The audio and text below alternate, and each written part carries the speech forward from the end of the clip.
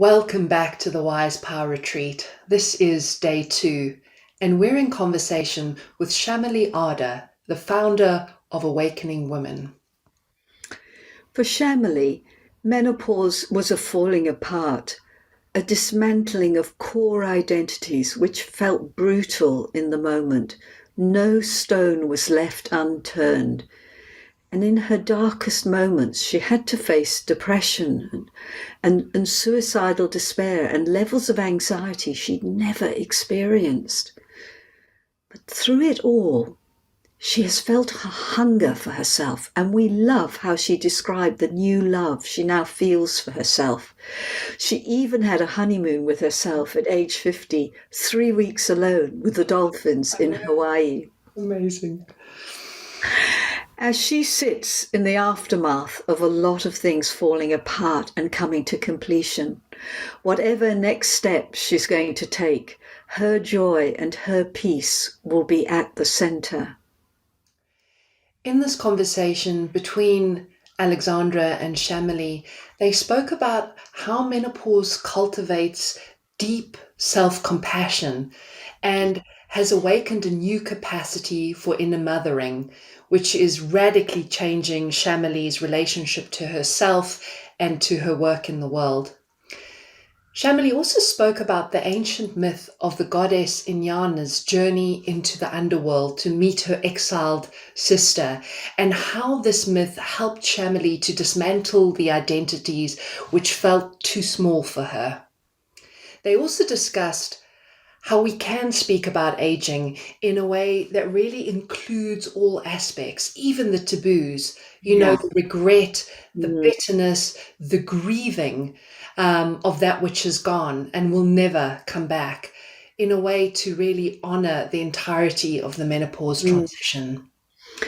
A lot of what Chameli speaks to in this conversation aligns with a core theme of our book, Wise Power, the first phase of menopause, betrayal, which we write about in depth in chapter 16, which can feel like an incredibly dark night of the soul.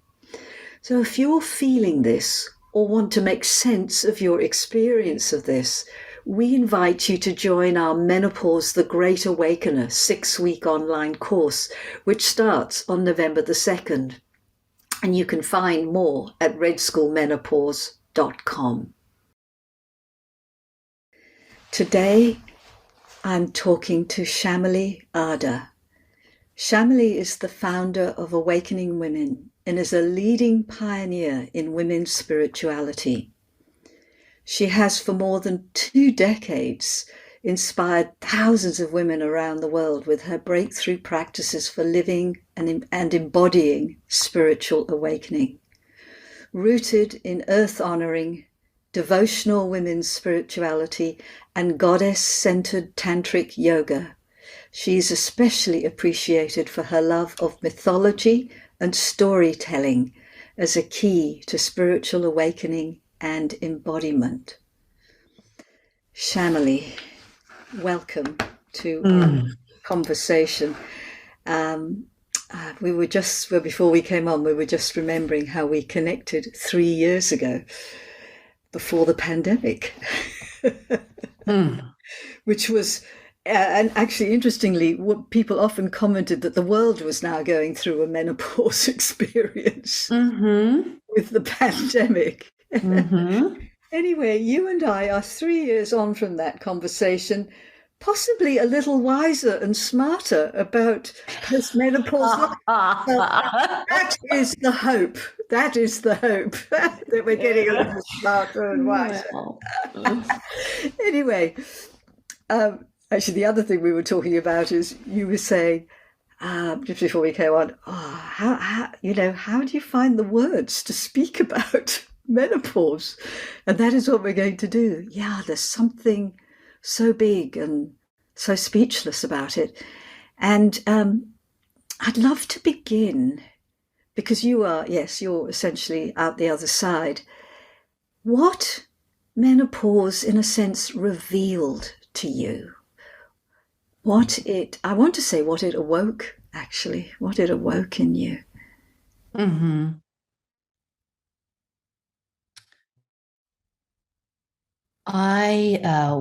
We spoke 3 years ago before the pandemic. Then I was 48. Now I'm 51. And so I have gone through a lot of my menopause journey through the pandemic, at the same time as the pandemic. Parallel to the pandemic, I had a lot, some personal losses. I lost my son during these years. So it's just been, I'm sitting here as if I'm coming out of a war. I'm bruised. I'm tender. I am humbled. And I sit here with a love for myself that is I'm in wonder of every single day. And it is a love for myself that I feel is the fruit of the hard work of facing parts of myself that did not fit into the identity I had before. Menopause for me was falling apart. It was dismantling of identities, which feels brutal in the moment, and yet, I don't want to skip that too quickly. It is brutal, especially when we come to these core identities. It's just a free fall into darkness. And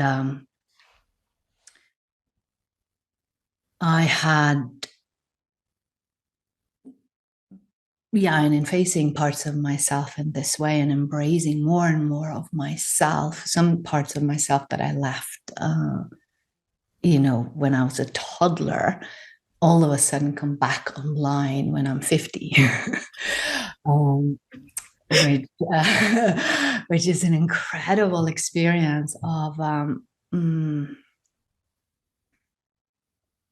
love and compassion for myself, and also a hunger for myself, like a desire for myself.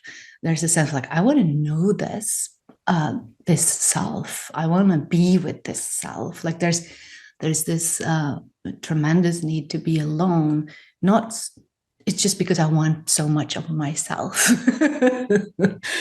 I remember last year I was having a little pause from the war. This was actually just a few weeks before my son died. So then, I was thrown into another war, but I had a little pause. I was sitting in Hawaii. I was turning 50, and I gave myself 3 weeks alone in Hawaii, and with the dolphins. I went with the dolphins every morning, met with them. They didn't come in every day, but I remember I was sitting naked on a sofa, eating fish with my hands, in such a kind of, just as if I was in a honeymoon with myself in Hawaii. There's that feeling of like desire for myself. So that's, I think, is the most profound thing for me, is the love and recognition of how I in the past have cared for so many, and in a subtle way excluded myself from that care. I am used to living in service of the desire of the divine, and in a subtle way I had excluded my own desire from the desire of the divine. So I'm sitting now kind of in the aftermath of a lot of things falling apart and coming to completion now. There's a lot of open space I'm carving out for myself. And I noticed that whatever next step I'm going to take, my joy, my peace is in the center of that choice. And it feels edgy and radical for me to even say that out loud. But it's the truth. You just said it, Chameli. It's going out to the world. Yeah. Wow, what an answer. I did not realize. I just want to acknowledge your son. Yeah. Yeah. That's huge. Mm. Yeah, huge. And it's extraordinary to hear you speak. Well, firstly, about your willingness to go into the depths, to the shadow of yourself. Mm. I mean, you didn't use that word willing, but I'm hearing that you probably had to make a very conscious choice, but you probably knew there was no other way. But to really face, you say it was brutal. It was brutal. Mm. Yeah. It is so exposing. I remember that for myself profoundly. It was like, oh, I could barely look at myself. But then you use this word, which I have not heard anyone else use, and I'm really cherishing this word that you've just used, this hunger for yourself. That is so beautiful that you feel this profound hunger for yourself, for yourself. That is the love speaking, isn't it? Yeah. Mm. And I do believe that is the greatest gift of menopause, that it gives us ourselves. I think of it as the one task of menopause, that you have to come out on your own side. You have to finally go, you know what, you're all right. And to take your own side. But you have just described it in such a profound way. I mean, it's kind of union. It's union. Mm. I do believe that's the gift. That's the promise of menopause. I do believe that's actually the purpose of menopause. Mm. It is the purpose of menopause, but because we're not supported, and we have all these negative stories about menopause, this is not happening. But you've experienced that. It's union, and that's menopause's mission. All right. Okay. I'm just drinking it in, Chameli. I'm so loving it.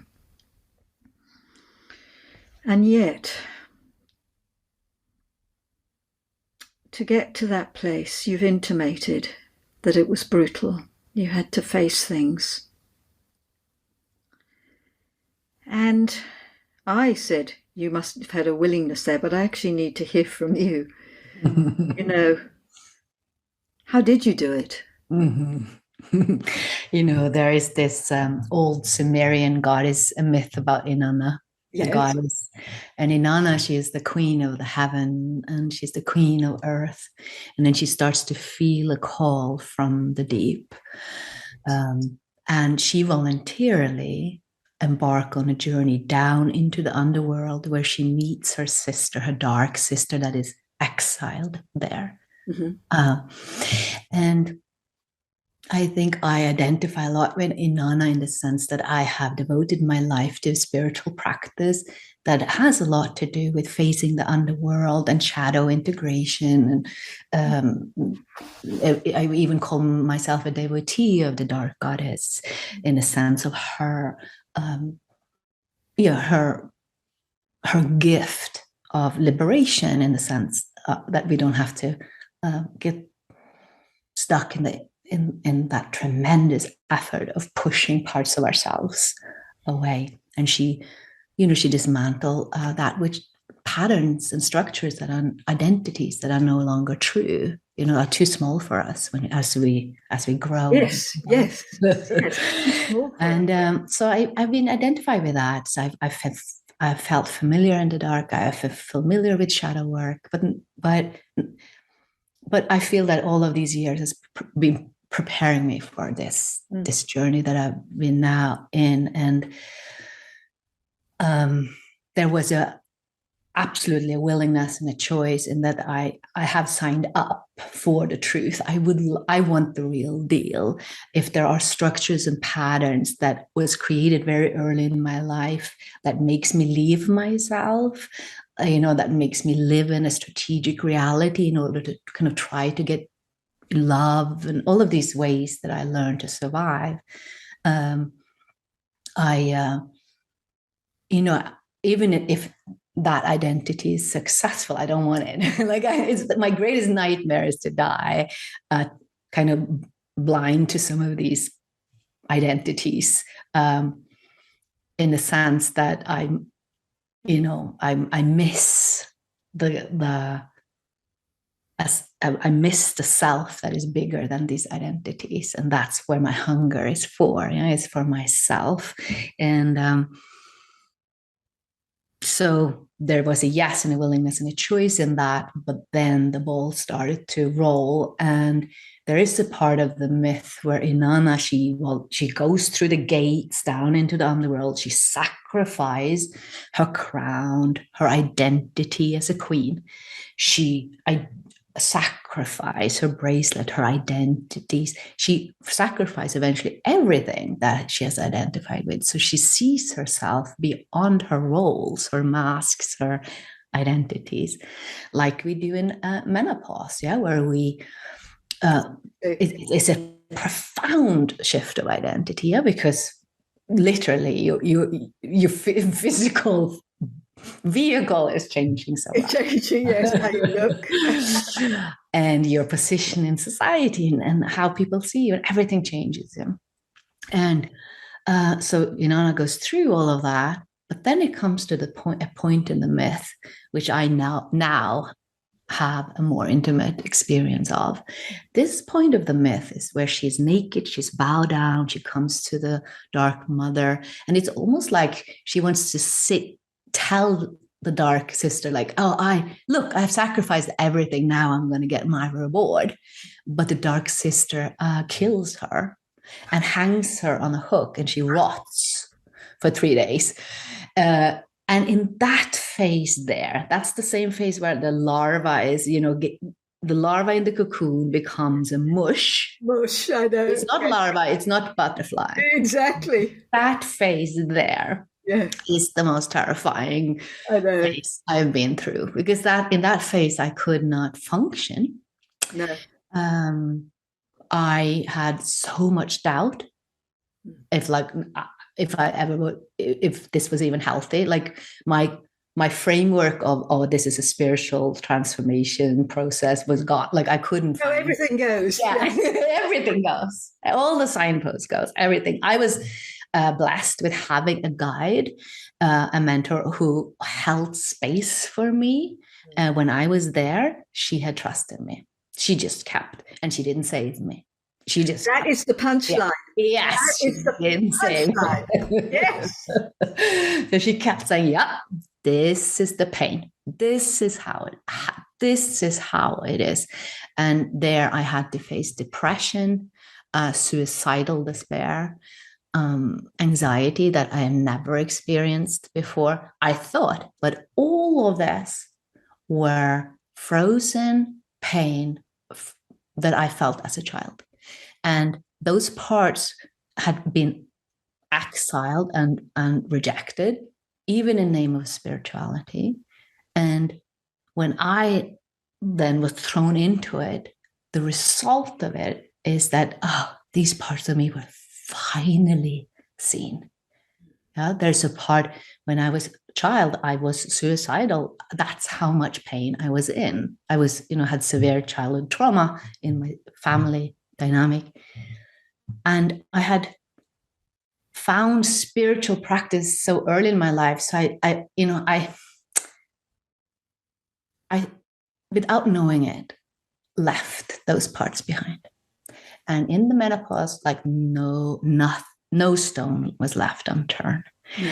But like I said, then, it's it has cultivated such a compassion and love for myself in all of me, all of me.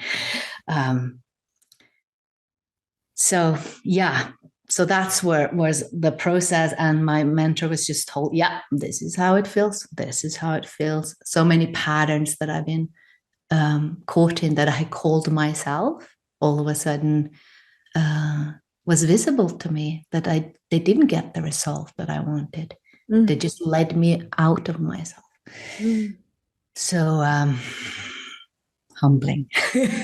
humbling. Humbling. Yeah. Yeah, Mhm. I found it humbling too in that way. Mhm. But I'm profoundly humbling.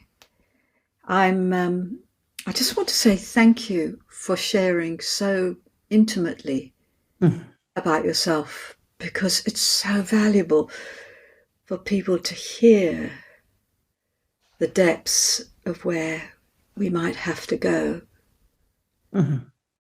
but also that you came through it. And I hesitate there because, of course, I'm going to be really blunt here. You see, your mentor, your guide, she said to you, I can't save you," or something like that, didn't she? Mhm. Yeah. You can, the people around us can only witness and be present and keep just holding, and respecting us. But they can't save us from this. And there's something in us that has to dare to go there fully and kind of claim the gold at the end Mhm. of ourselves. This, union is forged in that place of deepest bleakness or terror or whatever it is. And what that there isn't a word. See, it is wordless. You were right. Yeah. I who love words, and words are, the preciseness of words are important. Um,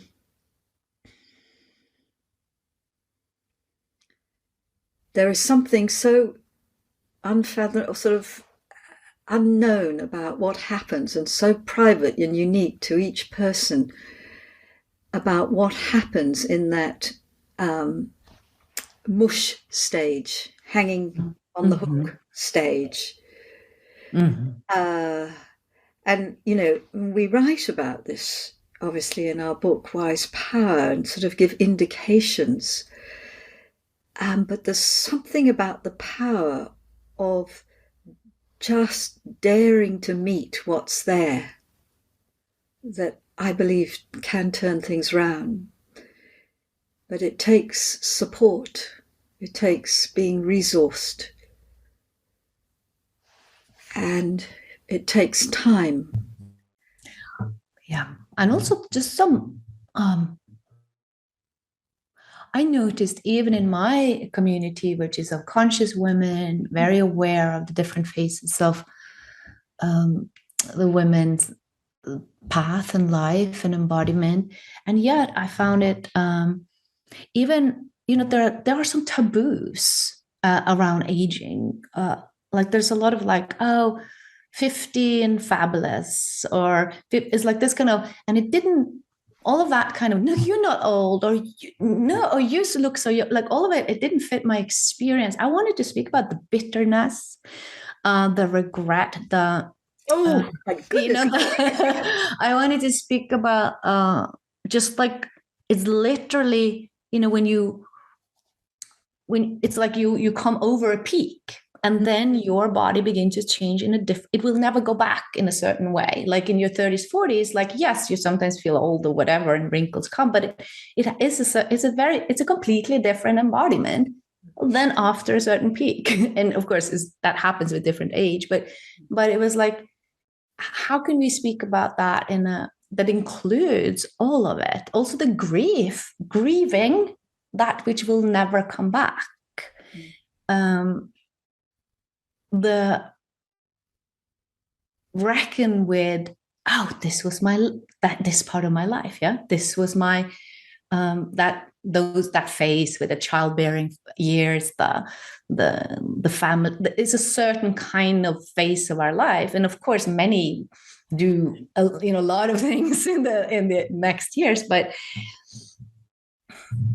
it was scary to even feel into that, to feel old, to feel tired, to feel bitter, to feel, it felt edgy and scary, as if it was going to last forever.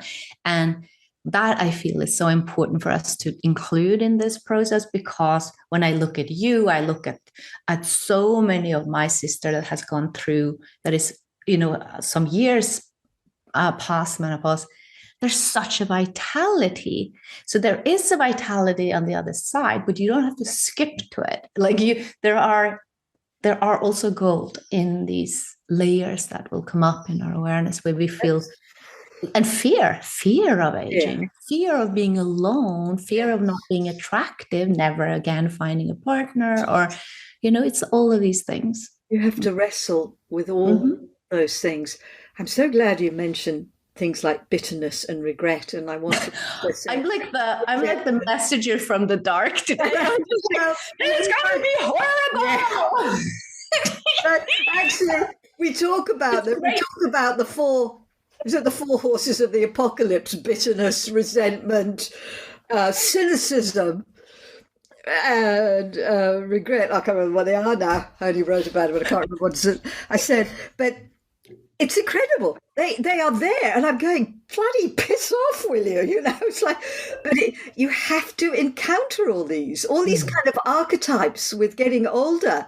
Yeah, you do look at younger people, and there is a kind of regret, and bitterness, and and not to get seduced down that pathway, because it is a total dead end if you go that route. But those powers, they court you. It's deadly. And then but they're, because I'm quite a way out of menopause now, that actually, those don't feel like an issue now. But when I was closer to menopause, coming out of it, they were more real for me, because I guess I was negotiating the fact, just as you've described, I'm getting older. Yeah, and now where I stand, I don't feel those energies there. There is, you're right, there is. I'd love to talk about this vitality piece actually with you, because I notice in myself, I mean, I have to be very disciplined around my boundaries and how much I can do in a day. And if I'm working late, I need to later. I don't ever work late now. I just don't work late, full stop, but slightly later. I need to give some buffer time in the day in lieu, to balance that out. And so, yes, I have to be thoughtful about my physical energy, but there is another kind of chi, another kind of energy that is so powerful and alive in me. I mean, I've never felt so alive in my life, and in the stream of something huge, and just getting started. And actually, because I'm turning 70 soon, and I had this revelation, it just popped into my head. I was standing in the kitchen and I went, oh, my 70s are going to be the best years of my life so far. I'm going to just come into a whole new flow. I don't know where that thought came from, because in the moment, I mean, I was exhausted by the writing of the book, let me tell you, exhausted. But this thought dropped in, and it's a creative vitality, but it's I know what it is, Chameli. It's good talking to you about this. It's the vitality that comes from feeling this freedom in oneself, like having really made peace with oneself and knowing who one is, and utterly knowing the riverbanks of who you are. And I think that's what it is now, actually. Yeah. There is a huge vitality. That's the good news. It's a different kind of vitality. And you have to use your energy very, very smartly and, with great discernment. But you have another kind of power, which is the imaginal and the power of word. Oh, it's powerful. Yeah. Oh, you've taken me down a rabbit hole there. That's so interesting. feeling into that with you. Thank you, Chameli. Wow. So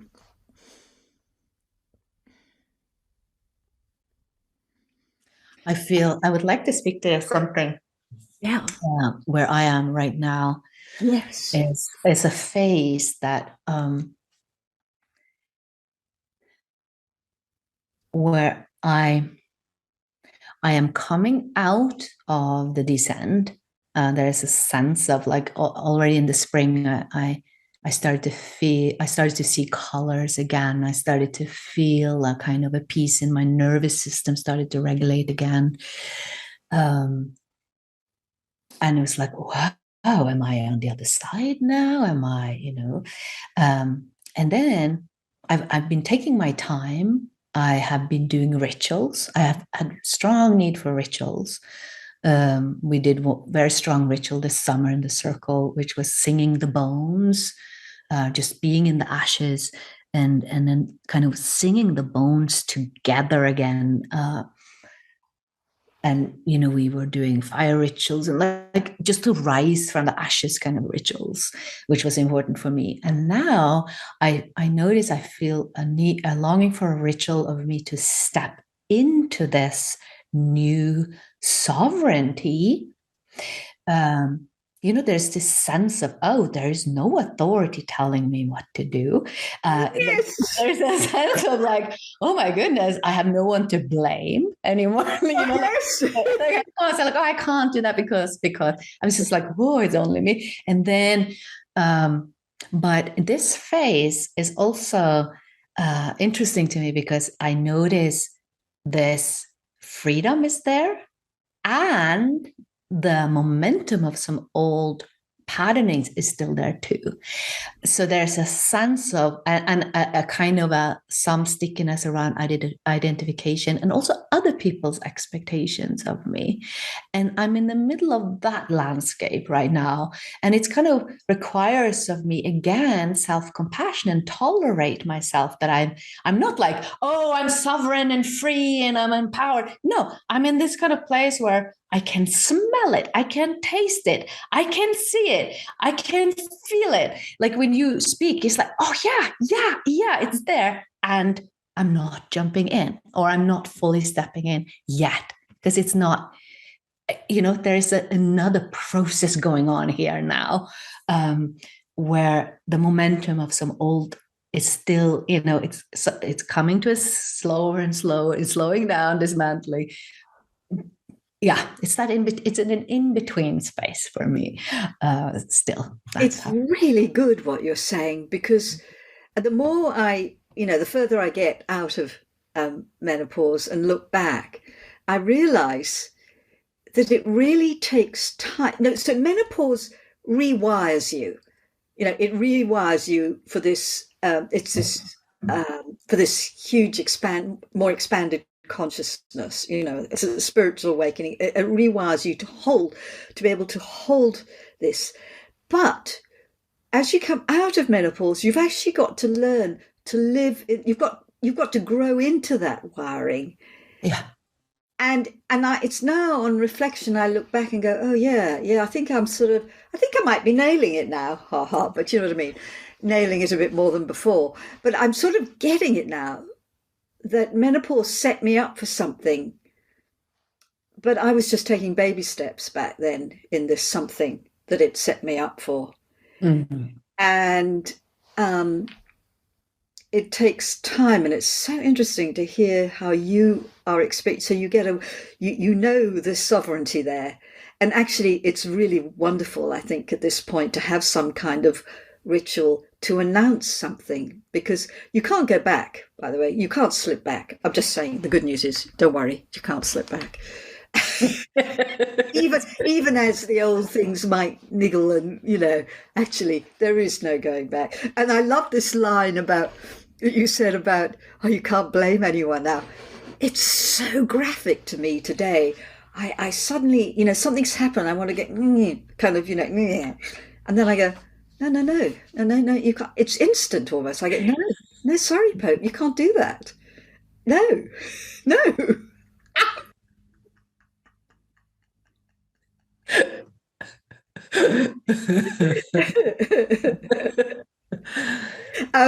You know what came to mind for me actually when we were talking about that freedom and everything is it's a responsibility. It's actually you actually have to step up to a new level of responsibility. Mm. You sense that. Mm. Mm. Chameli.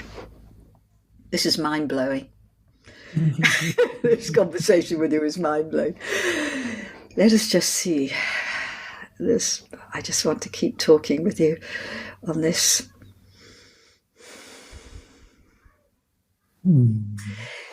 I'd like to ask you, but you've always been committed to serve something in the world. I mean, long before that's been your organization and your being, you know, for years and years before menopause. And as you know, I talk about menopause as a real awakening to serving something bigger than ourselves. And I'm curious to know how you're thinking about your work in the world now, and has that gone through a change? What your sort of perspective is, what your focus is now? I'm curious to hear what your, I mean, what you might have been called to through the process of menopause. Mm. Mm. Yeah, for me, it went a little bit the opposite direction. I was really serving the world, and these last years in this process has to do with integrate my own joy and peace at the center, not as a, yeah, really because it is intrinsically meaningful for me to serve me. Because it is like it could be a purpose in itself, and it's not like a selfish thing. It is really like to take responsibility for this incarnation. Yes. In Yes. all of it. Yes. And to have, you know, tremendous compassion for my shortcomings, for myself, and all. Like I'm that kind of mother for myself in a new way. And the way I experience self-love and self-mothering is the same presence and awareness that we access in meditation. For me, that is such an experience of vastness and presence, and also a warmth. It has a motherly quality that is not enmeshed with my personal, it's just there, and it's all encompassing, and it has space for all of me. So for me, it's just an incredible experience when I make choices now, is that mother will, it's like, you know, that icon where Mother Mary sits and Christ sits in her lap. There's one icon where Christ, he sits and he's like a toddler, like this magical child. And you can see that his brilliance and his love and his service in the world is made possible because the mother sits behind him holding, and that is kind of internalized within me now, where that divine mother's just, I got you, I'm here, and she will not allow any of this kind of exclusion of me to happen anymore. Like this summer, I got COVID while I was teaching, for example. And, you know, some people were upset. And I felt, I was laying in my bed and was like this, no matter what, I will not compromise my health. No matter if the whole world comes with pitchforks and torches and hate me and run, I am well, and because I am resting in the arms of the Divine Mother, and I will not compromise.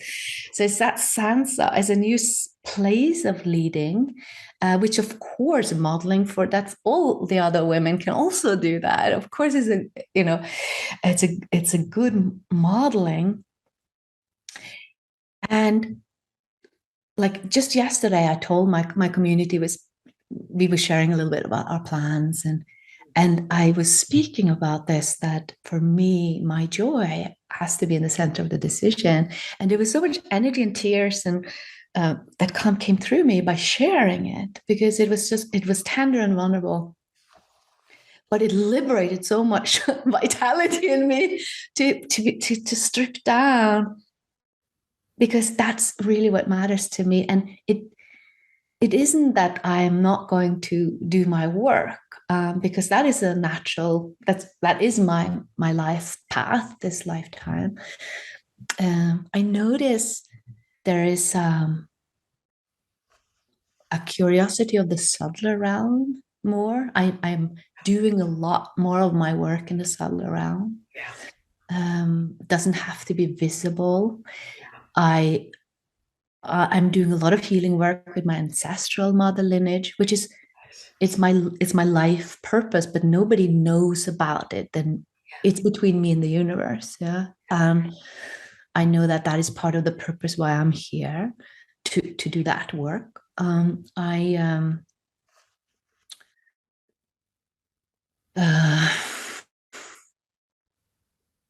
feel a longing to sit in a very comfortable chair and have my tea. And I'm even see myself smoking a pipe or whatever. But like, I want to sit in a chair very comfortable and mentor the women that wants to be out there and change the world. I feel I will still work, but I feel I have done a lot. And my joy is to support other leaders more than being in the forefront myself. It's just like a shift of my role. Like I love to support and mentor teachers and facilitators and therapists and leaders, and that creates some friction in the community. A lot of people say, we want more of you, we want more of you, we want more, and there's some friction, some projection, some complaints, like, where's Chameli, why is it, blah. And sometimes, and even the demand for me explaining is also not something, it's not always a hook that I bite even. I'm just like, I may explain or may not. It feels genuine for me, but it's really like so liberating. I may explain or I may not. Yeah. Yep. It's so interesting you talking about that sort of working sort of at the back. And when you spoke of, there were two things there. One is when you spoke about the mothering energy, and you were talking about it with yourself, but there was a feeling for me of what a profound act that is for the world, that act.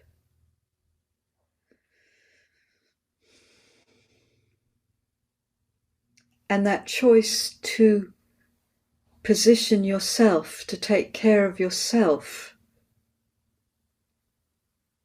first and foremost, as a gift to others. I've lost you, Chameli. Like a mother would always prioritize their child, not because their child is more important than other children, but it is because that's the role of this mother and this child.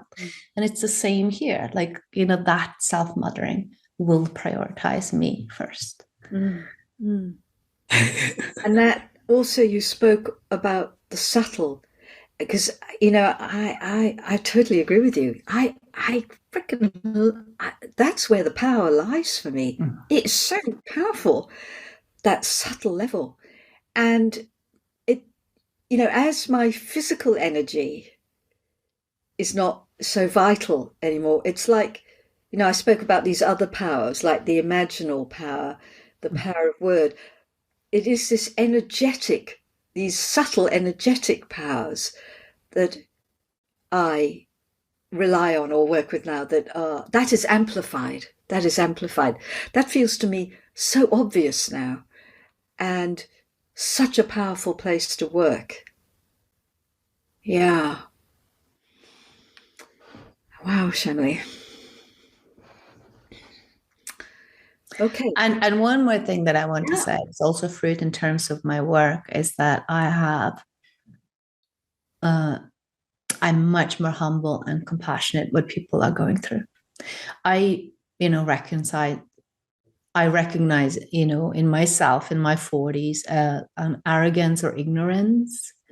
Like I was on fire, let's go through, like, and when I think about my sisters going through menopause in our circle, and I was like whipping everybody up at 5:00 and come on, and we were going all day long. It's like all this. And when I look back, it's like, oh my goodness, it's like I have much more compassion for what we're going through, much more humbleness, and much more respect for the rhythm of the woman's body. And I mean, I've always, it's at the center of our work, but it's subtle ways where the patriarchy comes in. It's just, I have been dedicated my entire adult life to waking up from those patriarchal patterns, and they're still here. They're still here in some ways, and the menopause was pulling some of those roots up. Yeah. Yeah, ditto on the humility piece and the arrogance piece. Ditto, ditto, ditto. It was a rude awakening, a very rude awakening. We don't have a huge amount of time left, Chameli, but I'd like to finish with a question around what would you say to someone now just entering menopause from the place that you're standing in? What would you want them to know or hear?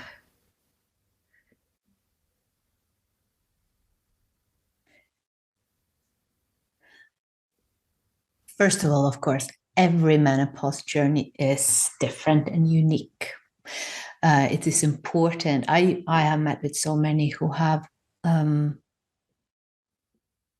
like where I was expressing a less desire to do. Some of my sisters ignited a fire and a passion that they never experienced before, and manifest. You wrote books, and all of this. So it's just so different. So stay very true and to your own journey. I also want to encourage you to not miss the opportunity, to really carve out as much space as you can in your life, to be with it, to really be with it, to give yourself the permission. For me, it has been also to give myself the permission to, to make choices that other people will judge or think it's weird and strange. Like, for example, now I choose to spend most of my days with my dogs and cats. And people can think like, oh, you're isolating yourself or you're alone. No, I'm not alone. I'm with beings that can resonate and harmonize with me in a way that I need right now. And it's tremendously rewarding, tremendously enriching for me. Not at all lonely or isolating. On the contrary, I have communication with these beings that I need right now. So that's just an example of, from myths and fairy tales, these are, that's the witch, that's the midwife, that's the herbalist who live at the edge of the village. For me at least, it's a tremendous opportunity to be that, to finally give yourself permission to be that. It's a tremendous opportunity to be the witch. Yeah, to be the weird one. Yeah, why not? Be the weird one. Yeah, that's the best advice. And another thing on the practical realm, and this may be a little edgy and maybe not, aligned with what you would say. I'm not a medical doctor, but there was another part that was challenging for me in menopause was the physical symptoms, especially anxiety. And my nervous system was so out of whack balance activated in ways that I never experienced before. I've never had anxiety until, since my teenage years, where that was very, very strong. So the anxiety and lack of sleep, where my body was so mobilized for crisis. I wish that I had asked for medical help sooner, actually. And that medical help can look in many, many different ways. I used a lot of herbs, which really, really helped me. Warm bath herbs. It was like there was a period where that was my main focus, was just to regulate my nervous system. Yeah. So make sure that you have help with herbs. There's so much support that you can get, so you don't have to suffer alone. So with you on that. Yeah. Yes. Yeah. So I wish I had asked for help sooner in that, because I was suffering a lot. But I thought that, I just should breathe through it. I should just, but no, there's help. There's help. There's yes. lots of really, really good help. Yeah, I think that's actually really fabulous advice. Mm-hmm. Get help as soon as possible, and respect your unique process with menopause, and give yourself some space. Give yourself as much space as you can. That's beautiful advice. Chameli, just thank you. Thank you for the best conversation. This was so life enhancing. So valuable. Yeah, I've really enjoyed it. Deeply received. And thank you. This very, very, very nourishing to speak to you. And before before we complete, I also just want to, so this is not left unspoken. When you spoke about your magic, your power, the power of imagination and power of words, I just want to name and reflect back to you that, the way you model that, this preciseness, the way you manage to put words to these nuances of the journey, it's incredible. It's magical. Thank you so much. Yes. I just want to reflect. What a lovely gift from you. Thank you. I will gratefully receive that. I do. Okay, thank you very much, Chameli. And just one more thing, where can people find you? What's your website? Yes, go to awakeningwomen.com. Women is plural, so it's awakeningwomen.com. And we are also active on Instagram, Awakening Women, and Facebook, Awakening Women Institute. Brilliant. Great. Thank you. Bye. Goodbye.